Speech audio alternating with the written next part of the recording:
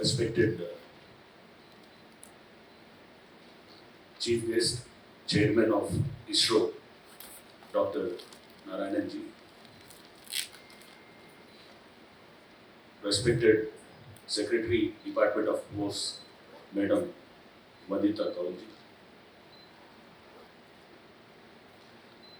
respected guests of honor, former Chairman ISRO and member Space Commission, Dr. Kiran Kumar ji, Dr. Prakash Chauhan ji, Director NRSC Hyderabad, Dr. Norlin Jacob ji, Dr. Arnachalam Garu, Dr. Srivathsa ji, senior friends from NRSC, and my dear friends. I deem it as a privilege and honor to be part of today's User Interaction Meet 2026 conducted by NRSC regularly, and I'm happy to mention that HYDRA, the Hyderabad Disaster Response and Asset Protection Agency, is one of the extensively and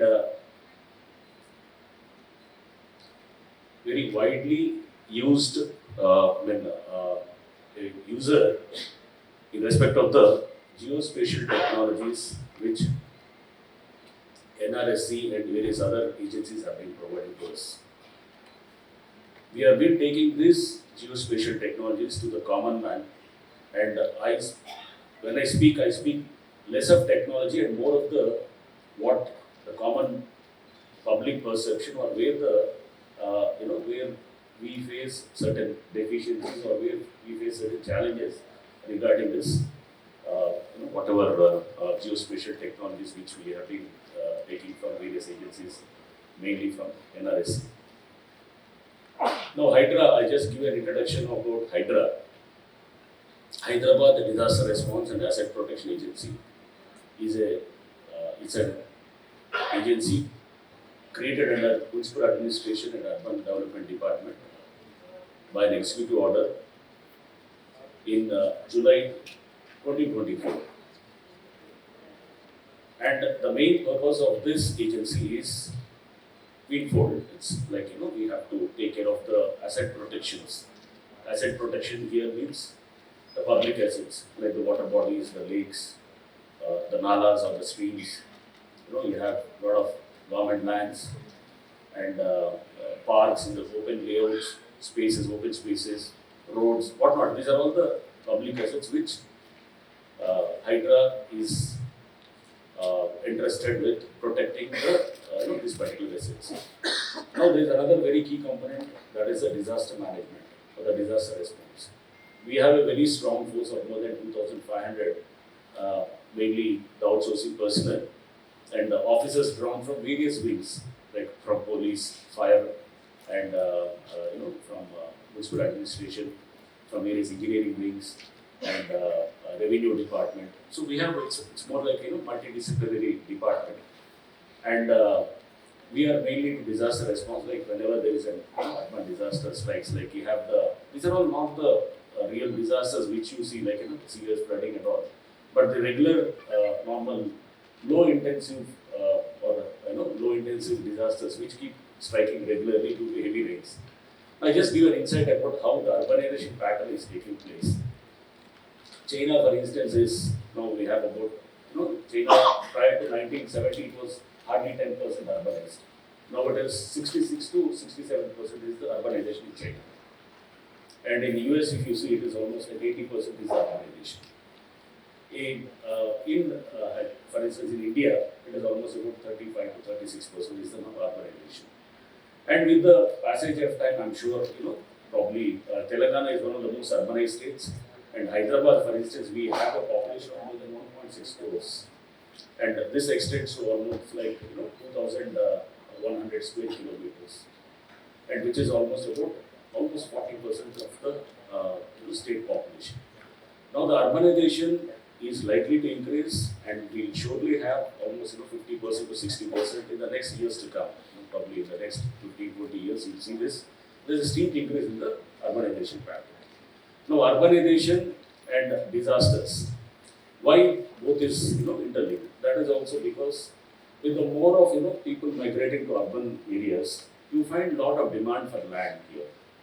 And land is one of the easily available or easily freely available is the lake water bodies, the water streams, and the parks or whatever parks, open spaces, government lands, all this. So now these are getting encroached. When I reported as Commissioner HYDRA, the first thing which I have done is I have come to NRSC, met Dr. Prakash Chauhanji, and they have made a PowerPoint presentation. They gave in a presentation clearly mentioning that they have done a extensive study of water bodies in Hyderabad between 1979 to 2023. And the findings are very alarming. It was mentioned that 61% of the water bodies in Hyderabad have been encroached, and hardly 39% is remaining. So now, if we don't wake up now, I am sure that in the probably next 15-20 years, this 39% will come down to probably another 15-20% or whatever. You find them to be disappearing on the face of Hyderabad itself. This is the same case with every state. Recently, I had been to Labasna also, Lal Bahadur Shastri National Academy for Administration, where I had an opportunity to interact with many of the municipal commissioners from all over the country. They are all senior IAS officers. And the problem is same at every city. Every city is facing the same issues. So rampant urbanization, rampant pressure on the land, leading to disasters, and this is a common thing. Now HYDRA is given powers by the government of Telangana through an executive order and later by a statute also. They made some amendments with the Greater Hyderabad Municipal Corporation Act, and powers are like we have the powers of a revenue department where we can go and act on an encroachment of a government land. Like a municipalities, the amendment under or the delegation under Municipalities Act, where we can remove the unauthorized structures or the structures which have come up without permissions. And similarly, we have a police station, HYDRA police station, where cases are registered in the HYDRA police station in respect of the land grabbing or the land encroachment, with special focus to water bodies and these open spaces, parks, whatnot, these things. And we have officers drawn from Fire Services Department also, who are well versed with the disaster management. So it's a multidisciplinary force endowed with lot of powers, and we have been an agency first of its kind in the country now. Now NRSC Hyderabad here has been a probably it's a boon for us here that such an institution is here in Hyderabad. And I was telling to the Dr. Kiran sir and also to Dr. Prakash sir also before coming to this meeting, your whatever information you provide is like a Vajra.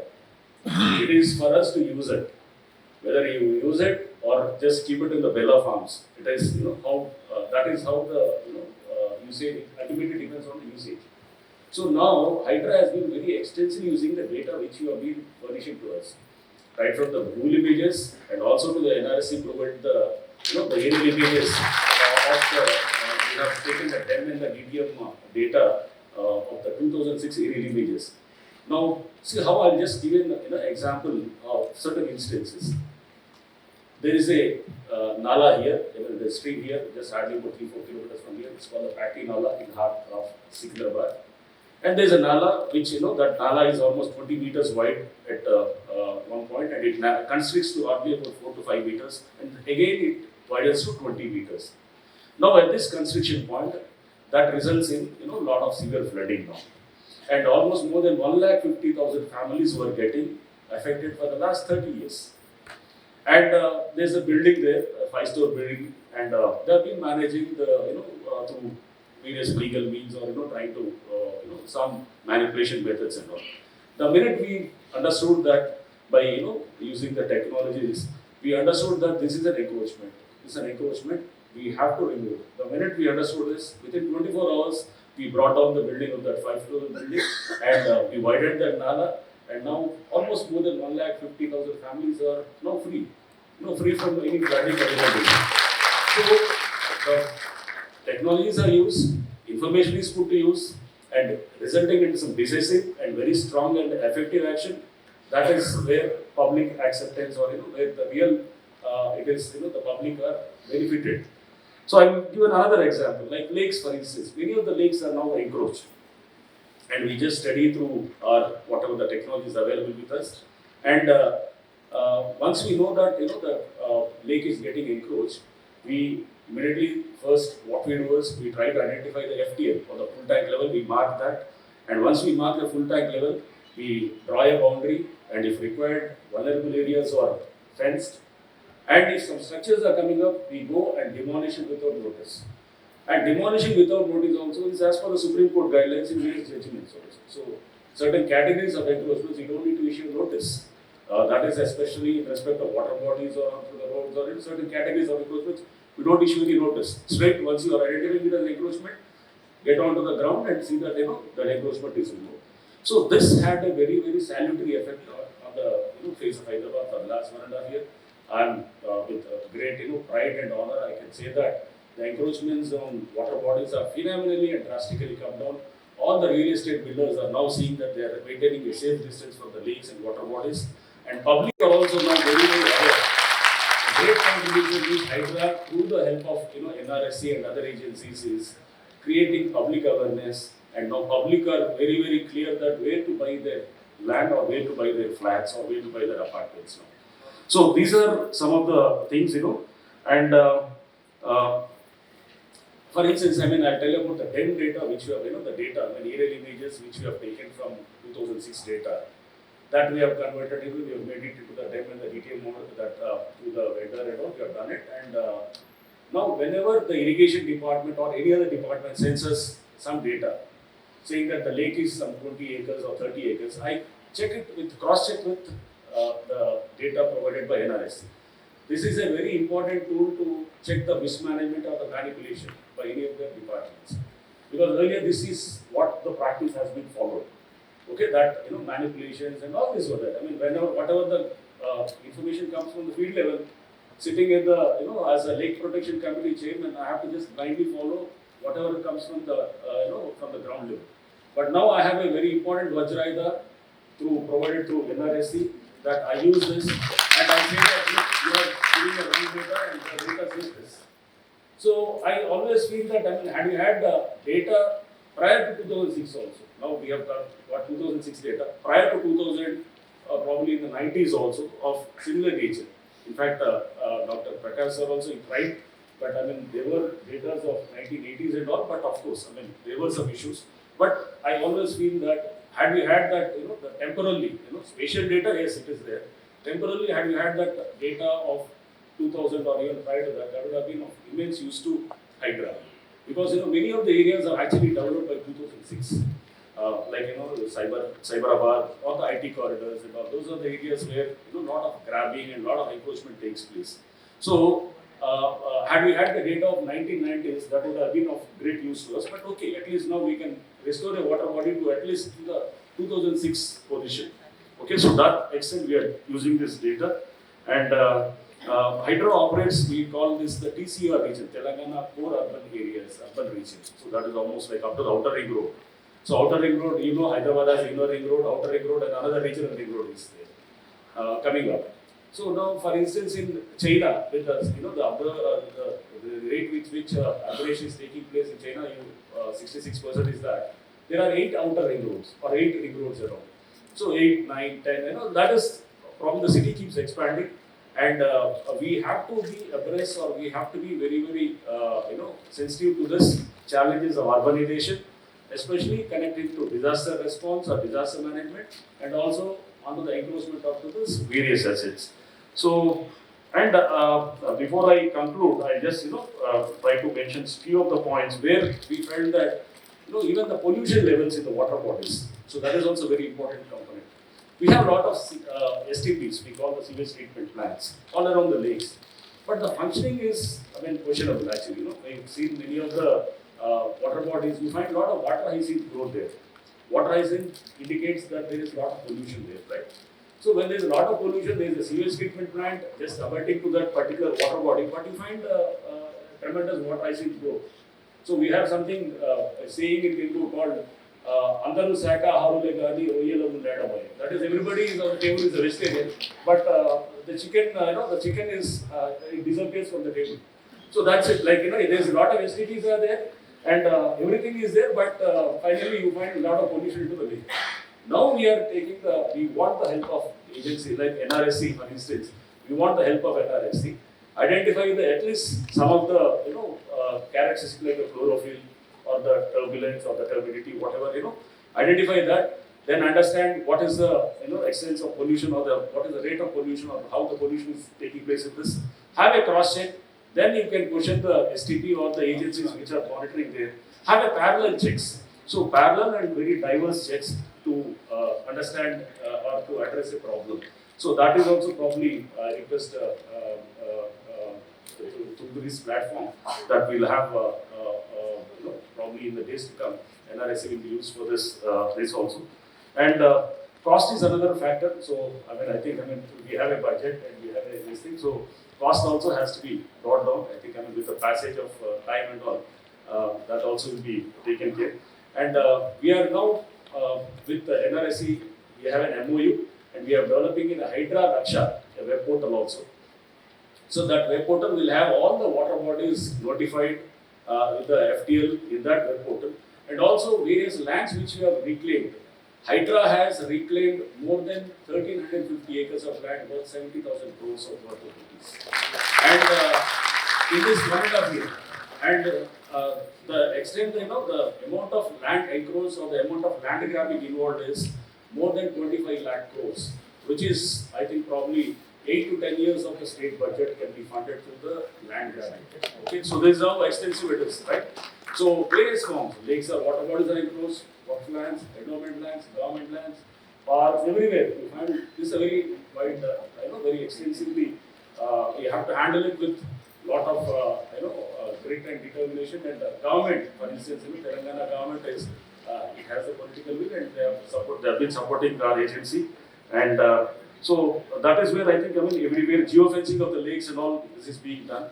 So through the publishing of this FTL notifications and annual change detection monitoring also. Anywhere you find this particular lands getting lakes getting encroached or filling with debris or dumping of debris and all. So we'll have this annual change of the detection of the particular terrain and all. That we are acting on it. We are taking cases. And we take very strong data. And real-time GIS dashboards, of course, that is in the annual now. That is dashboard is likely to be launched very soon. So with this, I'm happy that public now, everybody, common man, they know they come with a Google map or they come with lot of data, aerial maps now. Before coming to us, every Monday we have something called Prajavani. Prajavani is like the redressal of public grievances. That day, there's hundreds of people keep lining up there, and now they are used to this. They come with this maps and all this stuff, and they keep explaining to us, sir, this is where our land has encroached, our plot has been encroached, our road has been encroached. We compare it with the historical data. We go 10 years back or 5 years back, how it was, and we compare and we establish. And courts also are accepting whatever the technologies that are being using us. And so I thank especially NRSC and Dr. Prakash for giving us so much of strength to us. And I thank through this platform for extending all this support for this 1.5 years. Thank you.